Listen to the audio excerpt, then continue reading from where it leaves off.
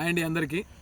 ఈరోజు మనం వచ్చేసి ఏంటంటే నారు 30 రోజులు దాటితే ఎలా ఉంది, నాటేసుకుంటే 30 రోజులు దాటక ముందుకు 30 రోజులు లోపల వేసుకుంది ఎలా ఉంది, దిగుబడిలో కూడా మనకు చాలా డిఫరెన్స్ ఉంది.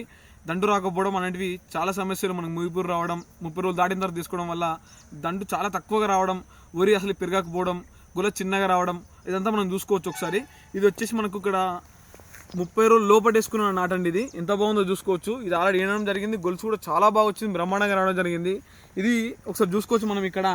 ఇది వచ్చేసి మనకు 30 రోజులు దాటిన తర్వాత అంటే 45 రోజులకు నాటేసుకోవడం జరిగింది. అంటే ఈసారి వాటర్ కొరత ఉండడం ద్వారా 30 రోజులు దాటడం జరిగింది, 45 రోజులకు నాటేయడం జరిగింది. ఇది చూడవచ్చు మనకు ఈతకమ్మ రోగం జరిగింది. దీనికి వచ్చేసి మళ్ళీ మనకు సుడిదోమ రావడం జరిగింది, మొయిపూరు రావడం జరిగింది, 2 సార్లు మందు కొట్టుకోవడం జరిగింది ఫార్మర్ వచ్చేసి. మళ్ళీ ఒకటి వచ్చేసి మనకు 2 సార్లు యూరియా వేసుకోవడం జరిగింది.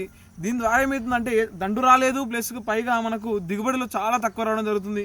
గొలుసు చిన్నగా వస్తుంది. మళ్ళీ మెయిన్గా దీనిలో చూడొచ్చు మనము, చాలా తక్కువగా గొలుసు చిన్నగా రావడం. దంట అనేది ఏం లేదు, మీరు గమనించవచ్చు. ఇక్కడ అసలు దంటే లేదు. మనకు ఈతకమ్మ రోగం 2 సార్లు మందు కొట్టడం జరిగింది. ఇప్పటికి ఇదైతే మనకు ఇంకొకటి వచ్చేసి ఏంటంటే 30 రోజులు లోపడేసుకుంటే ఈసారి రోగం అనేది రాలేదు. దీన్ని చూసుకోవచ్చు, చాలా బాగుంది వెరైటీ కూడా.